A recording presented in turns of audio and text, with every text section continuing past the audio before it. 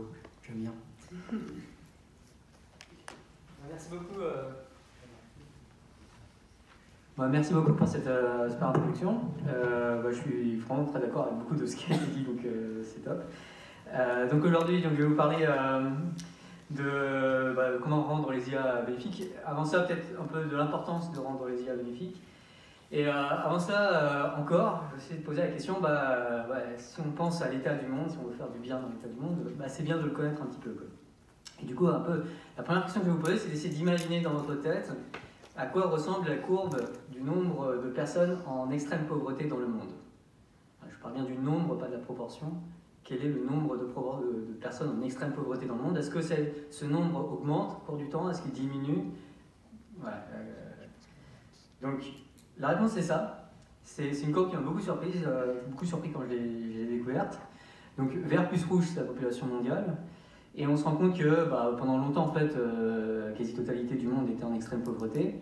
Et que l'extrême pauvreté a même augmenté au cours du temps à cause de l'augmentation du nombre de personnes, même si la proportion diminuait.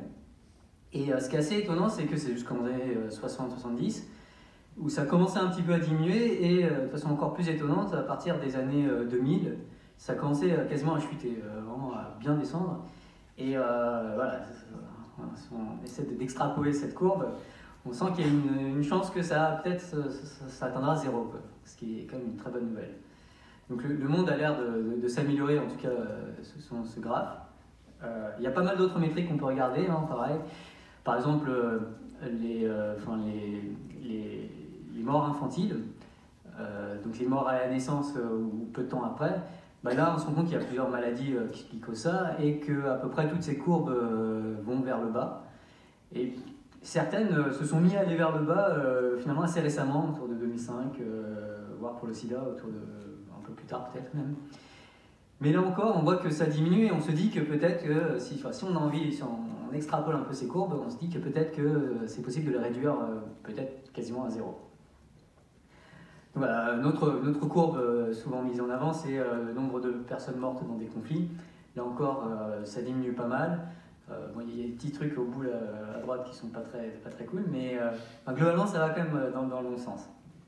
Donc j'ai envie de dire que globalement, si on fait le bilan sur plusieurs décennies ou en tout cas plusieurs siècles, le monde a l'air de s'améliorer et il semble que les technologies de l'information de façon générale, ils sont pour beaucoup, y compris les intelligences artificielles. Mieux maîtriser l'information, c'est permettre plus d'opportunités et plus de solutions pour résoudre toutes sortes de problèmes. Ok, ça c'était le bon côté de la médaille. Maintenant on va passer au revers de la médaille. Malheureusement, il y a un mais. Malheureusement, on a des technologies de plus en plus puissantes. Et parfois, on ne les maîtrise pas tant que ça, on n'anticipe peut-être pas assez les effets que ça pourra avoir.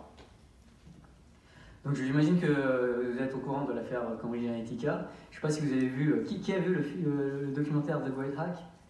Alors je recommande vivement, il n'y a pas tant de mains levées que ça, et je recommande vivement, c'est un documentaire assez fascinant. Moi, ce qui m'a frappé dans ce documentaire, c'est notamment le fait qu'on se demande, il y a une vraie question à se poser sur quel était le problème.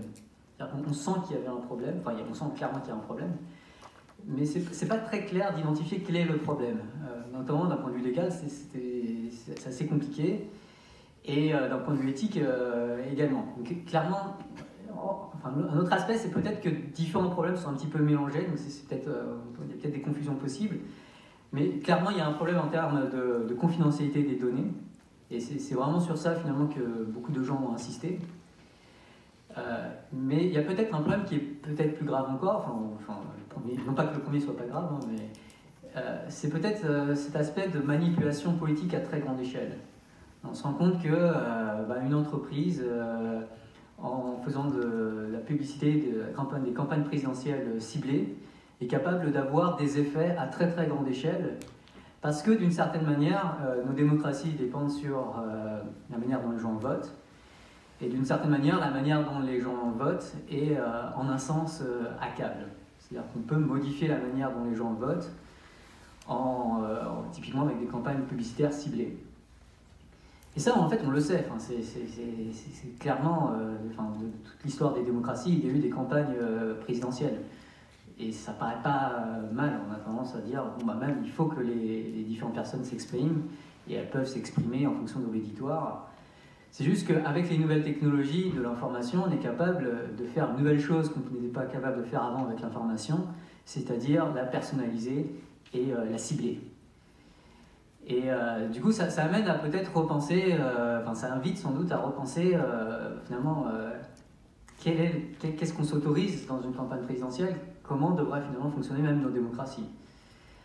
Est-ce que ces campagnes ciblées, ultra ciblées, parfois mensongères aussi, c'est aussi un des problèmes, mais j'ai envie de dire que le problème des campagnes présidentielles pas tout à fait honnêtes, on va appeler ça comme ça, c'est pas spécifique à l'intelligence artificielle, c'est juste que maintenant on est capable de cibler ces mensonges pour les rendre beaucoup plus efficaces. Voilà. C'est toutes sortes de réflexions qui sont extrêmement complexes, qui sont extrêmement difficiles, et j'aurais envie de dire qu'il aurait fallu avoir en amont, et peut-être que le truc à tirer le plus important à tirer de ce documentaire, c'est que on n'était pas prêt, et peut-être on n'est toujours pas prêt pour l'impact de ces technologies de l'information sur nos sociétés.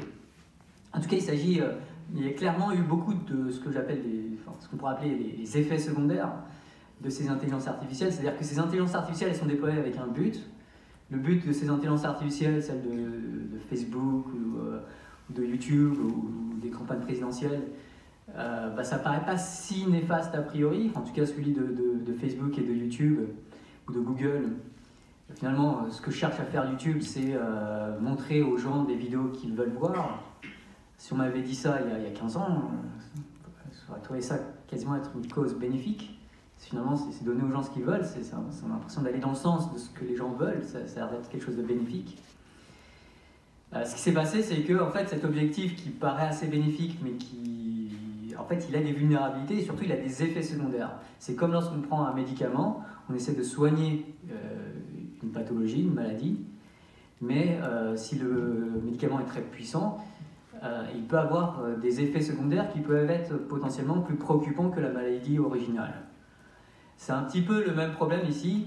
On a un objectif qu'on veut atteindre qui ne paraît pas si maléfique, mais lorsqu'on cherche vraiment à l'atteindre, lorsqu'on le pousse au bout et qu'on utilise des technologies puissantes comme l'information ciblée, il va y avoir des effets secondaires. Et ces effets secondaires sont vraiment difficiles à anticiper, sont vraiment très difficiles à prédire. C'est pour ça qu'il est très important d'avoir une réflexion au préalable, en amont, sur quels sont ces effets secondaires probables avant le déploiement à très très grande échelle. Donc les effets secondaires des intelligences artificielles, c'est vraiment ce sur quoi j'aimerais insister, et ils sont assez nombreux malheureusement. Notamment si on pense à ces intelligences artificielles qui affectent des milliards de personnes, comme le système de recommandation de Facebook, YouTube ou Google. Un des effets secondaires qui est maintenant assez considéré comme très préoccupant par beaucoup de personnes, c'est l'augmentation de la polarisation idéologique, en particulier ici à l'écran, c'est aux États-Unis. Aux États-Unis, il y a deux grands partis, les républicains et les démocrates. Et historiquement, en fait, ils n'étaient pas si en désaccord. C'est-à-dire que vous prenez un électeur républicain au hasard, un électeur démocrate au hasard, en fait, ils sont assez d'accord sur pas mal de points. Même parfois, certains avis de certains démocrates étaient en fait plus républicains que vice-versa. C'est de moins en moins le cas. Pas mal d'études montrent que les démocrates adhèrent de plus en plus uniquement aux idées démocrates et les républicains uniquement aux idées républicaines. Il y a sans doute pire que ça, donc ça c'est ce que montre cette image, mais il y a sans doute pire que ça encore. Il y a des gens qui ont étudié ce qu'ils ont appelé le fossé de perception. Le fossé de perception, c'est comment un clan perçoit ce que l'autre pense. Qu'est-ce que les démocrates pensent que les républicains pensent? Et il se trouve qu'il y a un fossé de perception, c'est-à-dire que ce que les démocrates pensent que les républicains pensent est très éloigné de ce que les républicains pensent vraiment, et souvent très exagéré. Et vice-versa. Le problème marche dans les deux sens. Et c'est ainsi qu'aujourd'hui, beaucoup d'Américains considèrent que le clan opposé est une menace au futur de la démocratie, ou en tout cas des États-Unis, voire potentiellement au futur du monde. Donc il y a de plus en plus de mécompréhension l'échelle politique sur des sujets parfois très très importants, par exemple sur le changement climatique, ou enfin, ouais, toutes sortes de sujets très importants où il y a vraiment une énorme mécompréhension. Il y a plein d'autres problèmes, donc là je me suis permis de mettre les statistiques de ma chaîne. Il y a un truc qui est assez... j'ai vraiment du mal à comprendre. C'est le nombre, la proportion de spectateurs hommes et femmes. Voilà, sur ma chaîne, il y a, comme vous pouvez voir, 6,7% de vues féminines. Voilà, c'est très faible. On peut se demander pourquoi, parce que les filles n'aiment pas ma tête, probablement. Alors, ces statistiques sont les mêmes pour à peu près... enfin, les miennes sont particulièrement horribles, mais il y a des statistiques assez similaires pour à peu près tous les youtubeurs scientifiques, y compris celles où le présentateur est une femme. Donc, il se passe vraiment quelque chose. C'est assez compliqué de savoir pourquoi on a ces chiffres, mais il me semble très très probable que l'algorithme de YouTube y est pour beaucoup. Donc l'IA de YouTube, aujourd'hui, voilà, je pense, l'IA la plus puissante et la plus sophistiquée au monde. Si vous réfléchissez un peu à l'influence qu'elle a, aujourd'hui, il y a plus de vues sur YouTube que de recherches sur Google. 70% des vues sur YouTube sont le résultat de recommandations de l'IA de YouTube. Ça fait un total de 1 milliard d'heures de vues par jour sur YouTube. Pour 2 milliards d'utilisateurs, c'est environ 30 minutes par utilisateur. Et donc une grande partie sont recommandées par YouTube. C'est une influence énorme. Si vous pouvez avoir aujourd'hui, peut-être une centaine de personnes, enfin presque 100 personnes ici, le nombre de conférences que je devrais donner de 30 minutes pour avoir la même attention que YouTube a, il faudrait des millénaires. Donc ça montre vraiment le poids qu'aujourd'hui a YouTube. Et YouTube influence vraiment beaucoup les gens. Et typiquement, si les gens vont regarder une vidéo de science ou non dépend fortement de cette intelligence artificielle. Et ce qui me semble très possible, c'est qu'il y ait tout simplement des biais algorithmiques dans cette intelligence artificielle.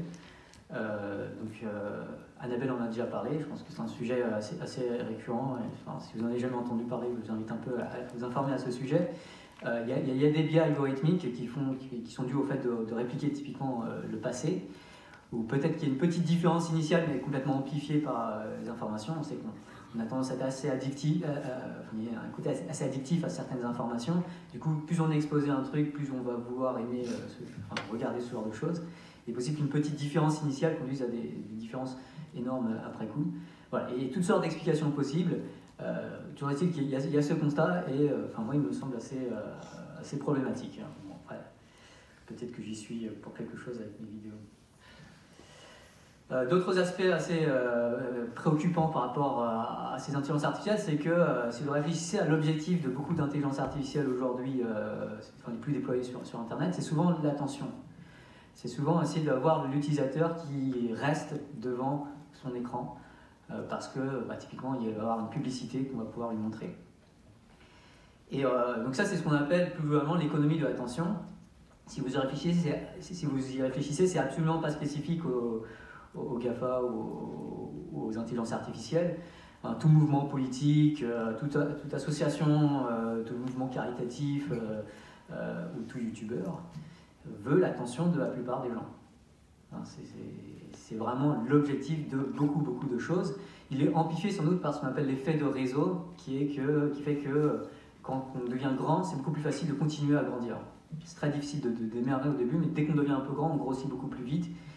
Et en particulier dans le numérique, les coûts n'augmentent pas forcément linéairement avec le nombre d'utilisateurs. Notamment parce que une fois que j'ai fait ma vidéo, ça coûte rien quasiment que plus de gens la voient. Et une fois que YouTube a fait son intelligence artificielle, elle peut s'appliquer à 1000 utilisateurs, tout comme elle peut s'appliquer à 7 milliards d'utilisateurs. Et du coup, il y a vraiment eu une course pour l'attention. Beaucoup de services en fait, cherchent à avoir l'attention des gens. Et on utilise des technologies de plus en plus puissantes pour y arriver. Et ces IA y arrivent. Assez clairement, aujourd'hui, de plus en plus de personnes, à commencer par moi, ont du mal à se séparer de leur téléphone. Et ça pose toutes sortes de problèmes. Bon, déjà, ça fait des discussions parfois pas très passionnantes avec deux personnes qui sont sur leur téléphone. Mais il y a aussi d'autres problèmes. Donc il y a de plus en plus de gens qui ont peur des problèmes d'attention. Parce que, notamment, avec ces téléphones, on a beaucoup de notifications, beaucoup d'interruptions de notre attention. Et il y a des recherches qui suggèrent qu'on est moins capable de nous concentrer longuement sur un sujet qu'avant. Donc ça, c'est un problème en termes de productivité. On passe très souvent et très rapidement d'une tâche à l'autre, on est moins productif. C'est aussi un énorme problème pour des enjeux de société énormes qui requièrent beaucoup d'attention et de coordination pour être résolus. Donc si vous pensez par exemple au changement climatique, comprendre le changement climatique et ses enjeux requiert énormément d'attention. C'est vraiment un problème compliqué, il faut bien prioriser les différents aspects, il y a différentes solutions qui n'ont pas du tout le même effet, il faut bien réfléchir à tout ça, et ça requiert malheureusement énormément d'attention. Voilà. Même chose par exemple pour rendre les intelligences artificielles plus bénéfiques, c'est un problème qui est extrêmement compliqué. Bon, en plus de cela, il se trouve qu'il y a vraiment des trucs qui sont assez clairement très néfastes. Aujourd'hui, il y a beaucoup de mouvements fondés sur des choses qui sont très fallacieuses et qui sont très promus par les intelligences artificielles. Donc là, par exemple, j'ai pris l'exemple des problèmes de la vaccination. Aujourd'hui, l'OMS, l'Organisation mondiale de la santé, estime qu'il y a 110 000 morts de la rougeole par an, une maladie pour laquelle il existe un vaccin et qui était en voie de disparition. Mais la montée du mouvement anti-vaccin a fait que non seulement il y a des personnes non vaccinées qui ont attrapé cette maladie, mais en plus, en fait, la protection contre ces maladies vient aussi d'une vaccination de masse. La vaccination de masse protège tout le monde. Si elle diminue un peu, elle expose au risque, y compris des personnes vaccinées. Donc ça, c'est un énorme problème. Alors on pourrait se demander pourquoi est-ce que YouTube recommande les vidéos de vaccination. Et là, c'est vraiment important d'insister sur le fait que c'est un effet secondaire. Ce n'est pas du tout l'objectif de YouTube, bien sûr. YouTube cherche à maximiser l'attention. Il se trouve que pour avoir l'attention, par exemple, de jeunes parents qui viennent d'avoir un enfant pour la première fois et qui est malade, montrer des vidéos typiquement d'anti-vaccination est super efficace pour avoir leur attention et la garder. Ces vidéos sont ultra addictives. Ces vidéos, les vidéos de conspiration, de complotisme, toutes ces vidéos en fait sont des vidéos sur lesquelles, lorsque quelqu'un commence à les regarder, il y a une probabilité non négligeable que 5 heures plus tard, elle continue à regarder des vidéos dans le genre. Et c'est pour ça que YouTube les recommande. C'est un effet secondaire de son objectif de maximisation de l'attention. Et du coup, voilà, dans le livre à venir, du coup, on affirme que via ce genre de choses, en fait, on peut vraiment considérer, il me semble qu'on peut vraiment considérer que l'intelligence artificielle, indirectement, tue. Mais du coup, elle tue quand même. Elle a quand même des effets secondaires qui conduisent à des choses aussi catastrophiques que la mort de milliers, de dizaines de milliers, peut-être même de centaines de milliers de personnes. Alors là, c'est peut-être la version la plus extrême, mais il y a des versions plus subtiles qui me semblent en fait tout aussi préoccupantes. Les intelligences artificielles promeuvent toutes sortes de choses, et parfois ce sont des vidéos assez déprimantes qu'elles vont promouvoir. Ou des choses, qui a cet effet Instagram, donc bon, c'est pas très clair à quel point il est avéré, mais l'idée c'est tout simplement qu'on est constamment exposé à des trucs qui sont largement mieux que nous, et quand on se compare à ceux à quoi on est exposé, on peut avoir ce sentiment de dépression, voire en tout cas de solitude. Donc il y a pas mal de recherches qui suggèrent qu'il y a une grande montée de la solitude, du sentiment de solitude dans le monde. Et c'est une vraie maladie, c'est-à-dire que ça a vraiment des effets physiologiques. Donc c'est associé à un plus grand risque de cancer et de maladies cardiovasculaires, si je ne me trompe pas. Mais il y a des vrais effets physiologiques importants. Et du coup, c'est un problème. Mais là, je parle de façon assez négative des intelligences artificielles. Je pense qu'on peut largement aussi y voir une incroyable opportunité. Parce que diagnostiquer ces cas de dépression et de solitude, c'est un problème extrêmement difficile. Or, aujourd'hui, avec les données qu'ils ont, YouTube, Facebook et compagnie, pourrait largement diagnostiquer ça. Donc, il y a en particulier une étude de Facebook qui a montré une corrélation marquée entre le fait d'utiliser Facebook, notamment en scrollant, si vous faites beaucoup de scroll sur Facebook pendant de longues durées. Donc il y a une corrélation entre ça et le fait d'être en dépression. Donc c'est des dépressions reportées. Et du coup, on peut utiliser tout ça pour aider au diagnostic. Ce qui est intéressant avec cette intelligence artificielle, c'est qu'on pourrait même utiliser ça avec des visées même de traitement. C'est-à-dire qu'on pourrait recommander des contenus qui seront plus thérapeutiques à des personnes dont on semble avoir décelé un risque de dépression. On pourrait typiquement leur recommander, leur suggérer d'aller voir un médecin. Donc, ce que je veux dire ici, c'est qu'il y a une opportunité de santé publique assez énorme.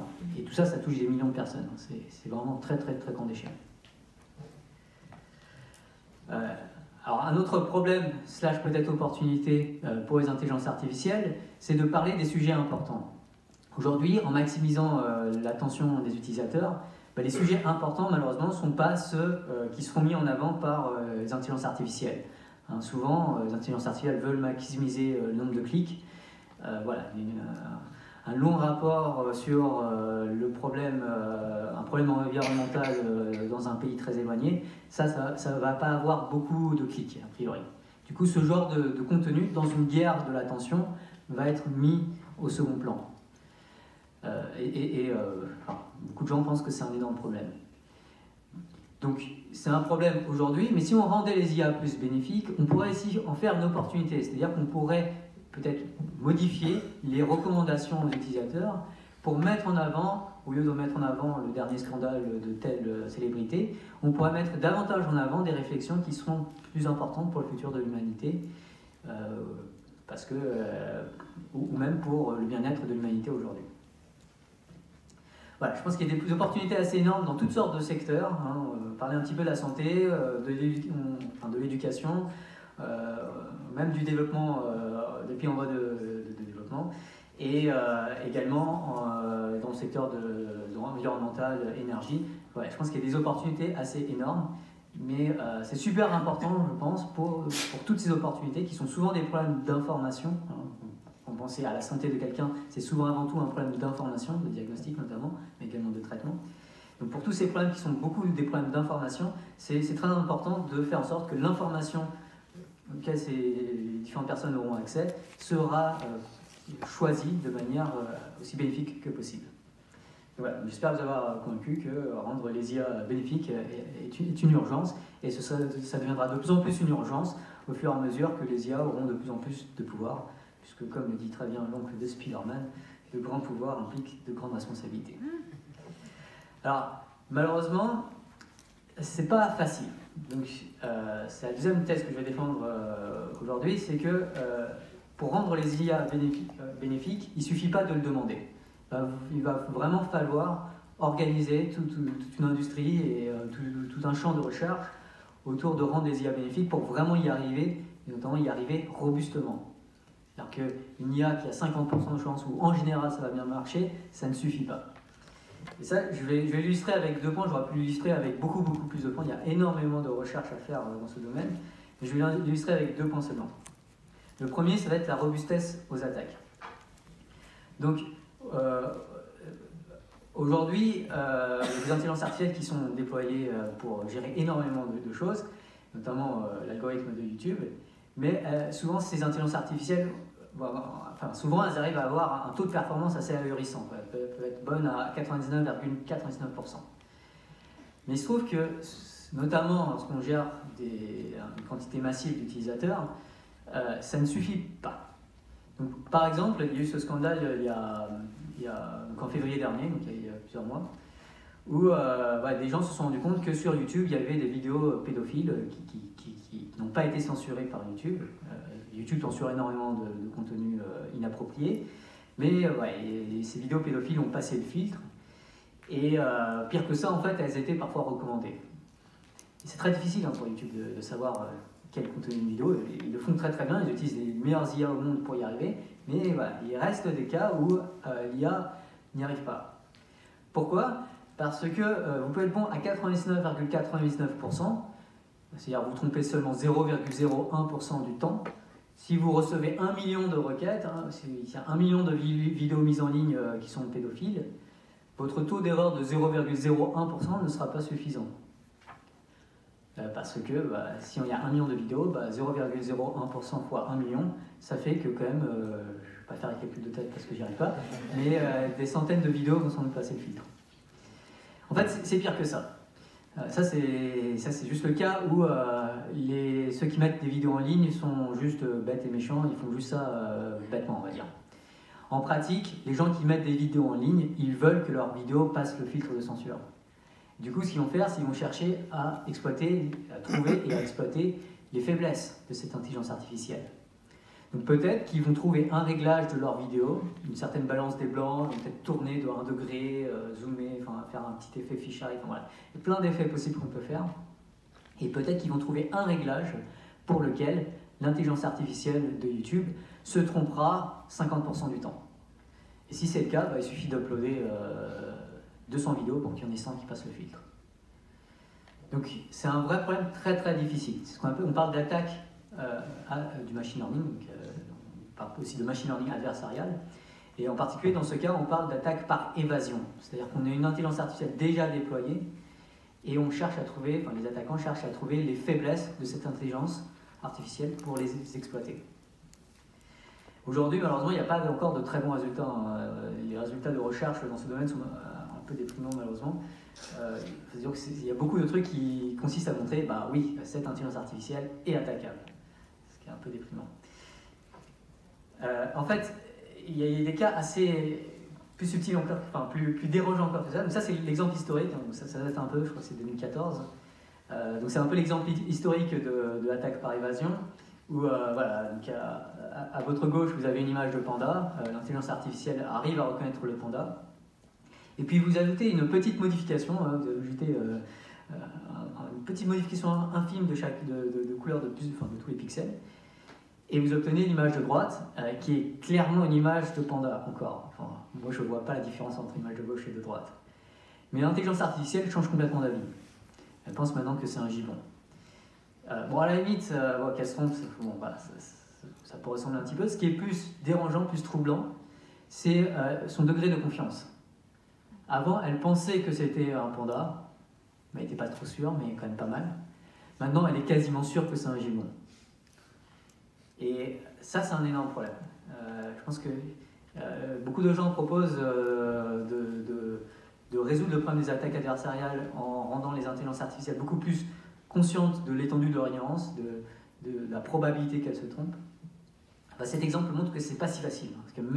Parce que c'est certainement une très très bonne idée, je pense que c'est une excellente idée, mais c'est pas facile.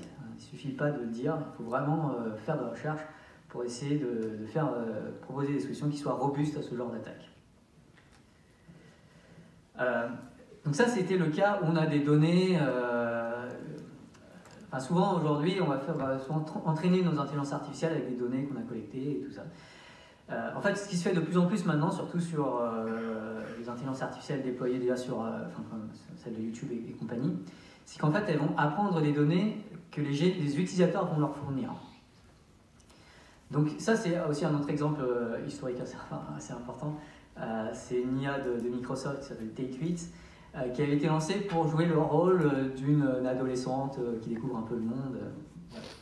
Donc elle a été lancée sur Twitter et les gens pouvaient interagir avec elle sur Twitter.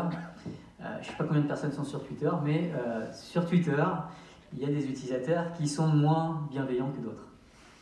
Et Tate 8 a été très rapidement entouré, beaucoup interagi avec des trolls. Et ça, c'est un des tweets les plus politiquement corrects que j'ai trouvé, parce que Tate 8 c'est devenu bien plus horrible que ça, est devenu nazi, raciste, elle était devenue horrible, vraiment horrible. Alors cet exemple il est assez amusant et finalement il n'y a pas eu de conséquences à très grande échelle, mais il faut bien se rendre compte que là on a un cas de vulnérabilité assez majeur en fait de l'intelligence artificielle, qui est le fait que maintenant les intelligences artificielles on leur fait apprendre de données massives et on n'est pas capable de contrôler de certifier la validité de toutes ces données. Si on a 1 milliard de données d'entraînement, 1 milliard de données d'entraînement, c'est énorme. Un livre, c'est 1 mégaoctet. Donc 1 milliard de données, c'est au moins 1000 livres. Si c'est des images, c'est même beaucoup plus que ça. Moi, je ne suis pas capable de lire 1000 livres et de vérifier qu'il n'y a pas un mot de travers. C'est clairement pas possible. Du coup, on a vraiment un défi assez majeur, c'est qu'on a beaucoup de données. Et parmi ces données, il faut s'attendre à ce qu'il y ait des données, ce qu'on appelle empoisonnées. Des données qui sont vraiment, vraiment pas bonnes, voire qui ont été choisies pour être volontairement vraiment pas bonnes, par des trolls ou par des utilisateurs malveillants. Du coup, une des grandes questions de recherche aujourd'hui, malheureusement encore une fois, il y a des problèmes et il y a besoin de plus de travail, c'est comment est-ce qu'on peut faire pour apprendre de données massives alors qu'on sait pertinemment que dans ces données, il y a des données qui sont vraiment n'importe quoi, mais on ne sait pas lesquelles de ces données sont vraiment n'importe quoi. Donc ça c'est un des grands travaux de recherche, donc ça fait partie aussi du machine learning adversarial, mais on appelle ça la robustesse à l'empoisonnement. Voilà. Donc ça c'était un peu certains travaux de recherche qui existent déjà aujourd'hui, mais il y a besoin de beaucoup plus. Je vais attaquer une question un peu plus difficile encore, et sur laquelle il y a malheureusement beaucoup moins de travaux, qui est que signifie bénéfique. Voilà, je dis que rendre désirable bénéfique, c'est quand même quelque chose de sans doute très désirable, mais être bénéfique, en fait, c'est compliqué. Alors pour savoir qu'est-ce qu'être bénéfique, les philosophes moraux nous proposent souvent des dilemmes moraux. Donc typiquement, voilà, vous êtes une voiture autonome, vous avez le choix entre tuer donc 4 humains ou 4 animaux de compagnie, mais parmi ces humains, il y en a un qui est un voleur. Alors comment une voiture autonome le sait, je ne sais pas, mais c'est le dilemme qui vous est proposé. Et du coup la question c'est qu'est-ce que vous pensez, qu'est-ce que vous feriez, mais à la limite c'est pas tellement la bonne question. La bonne question c'est qu'est-ce que vous pensez qu'une voiture autonome devrait faire. Et ce qui est intéressant c'est que des gens du MIT ont lancé un site web où ils ont posé toutes sortes de dilemmes comme ça, plein de variantes de ça, à toutes sortes d'internautes. Et ils ont collecté énormément du coup de réponses d'internautes à ce genre de dilemme éthique. Et en utilisant tout ça, d'autres chercheurs, les mêmes et d'autres chercheurs de Carnegie Mellon, ont reproposé une solution pour concevoir l'éthique des voitures autonomes. Cette solution, c'est la suivante. On prend les réponses des utilisateurs, des internautes, et on va ensuite faire une démocratie entre ces internautes, une démocratie virtuelle, on va simuler ça, on ne va pas demander aux gens d'aller dans des urnes, on va juste prendre les préférences qu'ils ont révélées, et on va combiner ces préférences pour ensuite faire en sorte que, par exemple, la décision majoritaire soit la décision implémentée dans la voiture autonome. Alors il y a quelques petits défis techniques, même assez importants liés à ça. C'est que le nombre de dilemmes imaginables est très très grand. C'est un nombre exponentiel, c'est un nombre, c'est très très grand. Et clairement, on n'a pas les données sur tous les dilemmes imaginables. Du coup, toutes les données qu'on a, en fait, c'est sur certains utilisateurs, sur certains dilemmes. Et du coup, il nous faut absolument extrapoler ce que ces gens qui ont répondu à certains dilemmes auraient probablement préféré dans d'autres situations, notamment la situation qui sera rencontrée en pratique par la voiture autonome. Donc on peut parler en tout cas de préférences extrapolées. Et un autre aspect, c'est qu'on va aussi rendre cohérentes les préférences de l'utilisateur. La psychologie empirique montre qu'on n'est pas forcément très bon pour avoir des préférences cohérentes. En particulier, il est possible que d'un jour à l'autre, on nous pose le même dilemme et on change d'avis, par exemple. Notamment juste en faisant en sorte qu'on soit, que tout ce qu'il y avait avant, on parle de priming effect, nous amène à penser quelque chose d'autre. Donc voilà, l'idée finalement des chercheurs de Carnegie Mellon, c'est de faire ce qu'on pourrait appeler une préférence rendue cohérente et extrapolée à des cas qui n'ont pas été rencontrés en pratique.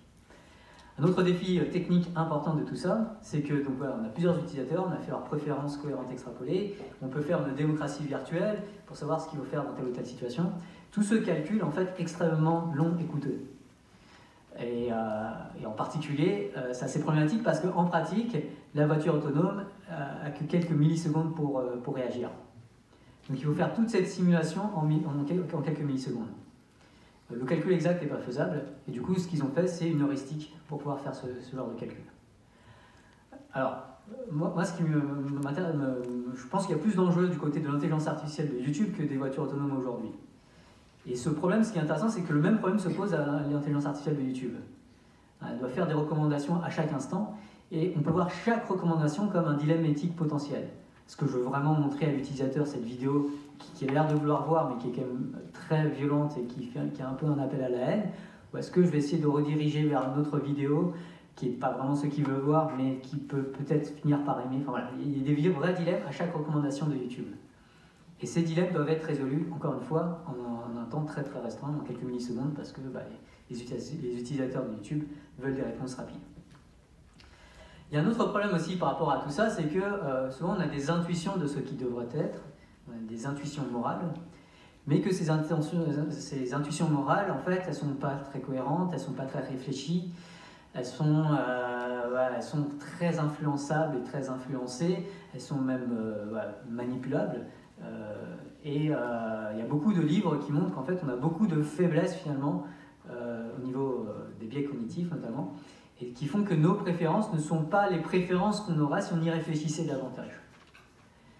Si vous demandez à un utilisateur, c'est typiquement qu'il y a des addictions, mais si vous demandez à un utilisateur de YouTube qui a regardé plein de vidéos de foot et vous voulez le rediriger vers un autre truc, et en fait il va dire je veux voir une vidéo de foot, je pense que c'est ce que je préfère. Mais il peut arriver qu'en y réfléchissant davantage, on se dise regarder une vidéo de foot, c'est certes ce que je préfère maintenant, mais c'est pas ce que je voudrais préférer dans l'absolu. Si j'avais le choix de changer un peu mes préférences du moment, ce que je voudrais vraiment préférer n'est pas vraiment ce que je préfère maintenant. Donc ça a amené certaines personnes à parler de la volition cohérente extrapolée. Donc la volition, c'est comme la préférence, sauf que c'est pas direct, c'est ce qu'on voudrait vouloir. Et ça, si vous avez des addictions, typiquement, moi c'est les vidéos de foot, je sais que quand YouTube me propose une vidéo de foot, je veux cliquer dessus, mais je voudrais ne pas avoir cette envie de cliquer dessus parce qu'il y a un risque que 2 heures plus tard, je sois encore en train de regarder cette vidéo. Donc il y a des différences entre ce que je préfère sur l'instant et ce que je voudrais préférer. Et finalement, peut-être qu'il est souhaitable de programmer plutôt ce qu'on voudrait vouloir que ce qu'on veut directement. Voilà, donc ça conclut un peu cette présentation. Si on combine les deux thèses en fait, que j'ai présentées, donc l'urgence à rendre les IA bénéfiques et la difficulté, le défi assez énorme pour rendre les IA bénéfiques, on se rend compte qu'il est urgent que toutes sortes de talents œuvrent pour rendre les intelligences artificielles bénéfiques. Et il y a vraiment besoin de toutes sortes de talents. Donc là, j'ai plus parlé de défis de recherche, mais il y a énormément d'autres défis liés à ça, notamment la normalisation de l'éthique dans toutes sortes d'institutions, des entreprises aux universités, en passant par les gouvernements. C'est compliqué, à tous les niveaux, c'est très très compliqué de promouvoir l'éthique, mais il semble assez urgent de le faire. Et également des coordinations de toutes sortes de projets, parce que il va falloir que tout le pipeline s'aligne un peu sur cet objectif si on veut y arriver. Voilà, je conclue juste avec du coup le fait que rendre des IA bénéfiques est un chantier, mais j'aimerais insister aussi sur le fait que c'est, je pense, un fabuleux chantier. Moi, je pense personnellement que rendre des IA bénéfiques, c'est le plus beau défi de toute l'humanité. C'est vraiment un défi à la fois intellectuel, de coordination, et d'un point de vue philosophique assez fascinant. Et il y a plein de réflexions à avoir, il y a plein de travaux collaboratifs à effectuer. Et moi personnellement, je suis extrêmement excité à l'idée qu'on se lance en ce moment dans ce chantier, que de plus en plus de personnes s'engagent dessus. Il y a énormément de choses à découvrir et je suis impatient de contribuer à ce chantier et d'en apprendre plus sur l'état de ce chantier. Et à ce sujet, du coup, je vais avoir écrit un livre quasiment fini pour novembre prochain, qui sortira pour Noël, un beau cadeau de Noël, qui s'intitule du coup Le fabuleux chantier pour rendre l'intelligence artificielle robustement bénéfique. Merci.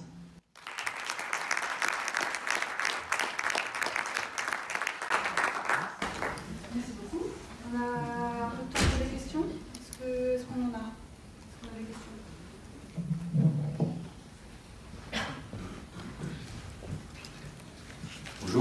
merci pour ton analyse.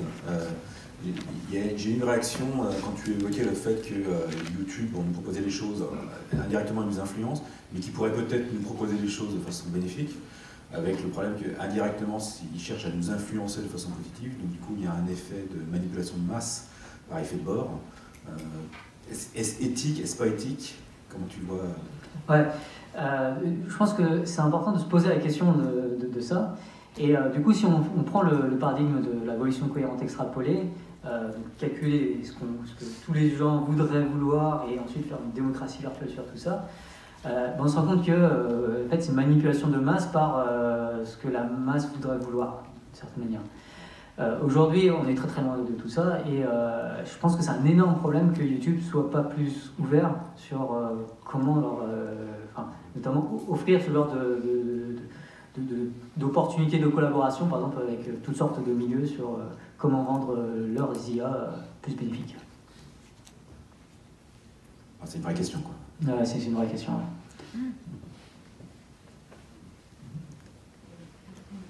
Et d'autres questions? À propos de cette belle expression de volition cohérente extrapolée, ça me fait penser au rôle des éducateurs.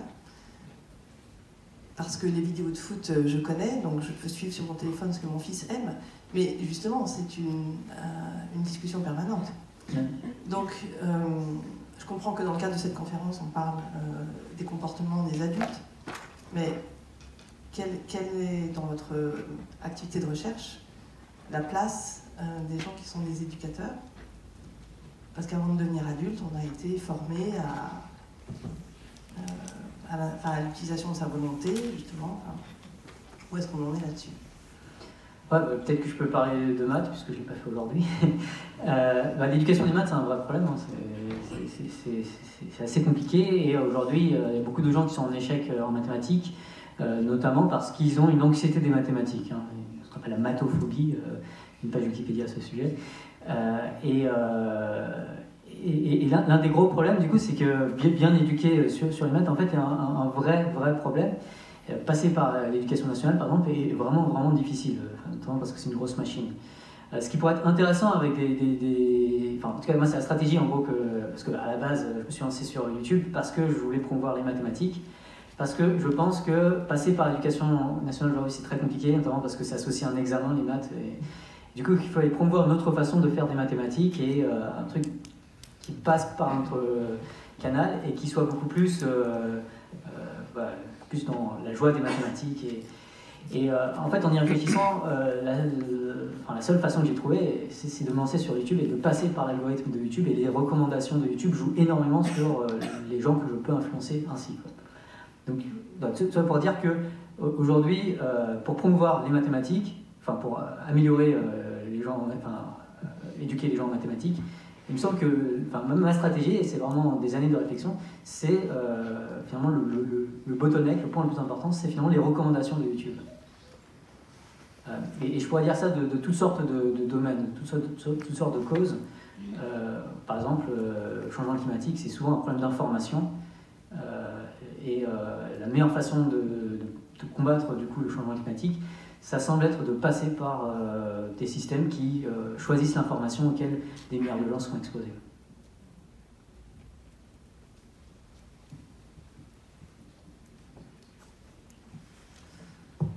Oui, merci pour ton intervention. Tu disais que Facebook, YouTube, donc on est dans l'économie de l'attention. Ce qui fait marcher l'algorithme, c'est ce qui aura le plus de clics et c'est pas l'éthique qui est derrière. Sachant qu'ils ne vont pas changer de paradigme par eux-mêmes, quelles sont les pistes que tu envisages pour hacker leur système et pour pouvoir trouver le moyen de promouvoir des contenus éthiques ou compatibles avec la volition des personnes plutôt que leur volonté à court terme, alors que YouTube et Facebook et les autres vont privilégier le réflexe addictif. Ouais, il y a eu beaucoup de réflexions sur tout ça. En fait, YouTube et Facebook ont déjà pas mal évolué. Par exemple, YouTube, Facebook, Twitter ont tous annoncé lutter contre au moins les faux comptes. la désinformation, les théories du complot. Il y a quand même pas mal de choses qui ont déjà été mises en place, et notamment Guillaume Chasselot, qui est un ancien employé de YouTube, qui est extrêmement critique de YouTube, a reconnu que, et qui du coup a lancé Algo Transparency, qui étudie les recommandations de YouTube, a reconnu que par exemple les vidéos de vaccination étaient moins recommandées qu'avant, à observer en tout cas. Donc il y a vraiment des changements qui ont déjà lieu, je pense. Par exemple, Facebook aussi a lancé maintenant un blog qui s'appelle Hard Questions, où ils discutent des questions, par exemple, sur la censure du hate speech, qui est un problème très, très compliqué également, où ils partagent leurs problèmes éthiques par rapport à tout ça. Donc je pense que c'est en fait quelque chose qui monte, y compris dans ces entreprises. Si on réfléchit un peu aux intérêts de ces entreprises, donc clairement le profit c'est un aspect assez important, mais je pense qu'il n'y a pas que ça longtemps. S'ils ont une vision long terme, et en fait le fait d'être en situation de monopole leur permet cette vision très long terme, on peut se rendre compte qu'il y a des menaces qui sont en dehors du profit. Par exemple, je pense que par exemple, ou même qui sont liées directement, plus ou moins directement au profit. Par exemple, l'image des États-Unis à l'international, le fait d'avoir des lois anti-immigration de qualité, qualifiées par exemple, c'est des choses qui font mal en fait à Facebook et Google. Et enfin, un dernier point, c'est que les ingénieurs de Google et de Facebook, de compagnie et tout ça, sont de plus en plus eux-mêmes sensibilisés aux questions d'éthique. Et ça fait notamment que Facebook a beaucoup de mal à recruter aujourd'hui, parce qu'ils sont pris Cambridge Analytica, du coup forcément leur image en a pris un coup. Et du coup, pour des raisons de recrutement, sachant que pour ces entreprises, la performance de leurs intelligences artificielles est critique, donc recruter les meilleurs ingénieurs, c'est important. Et du coup, pour y arriver, en fait, promouvoir l'éthique paraît une stratégie pas si débile, on va dire.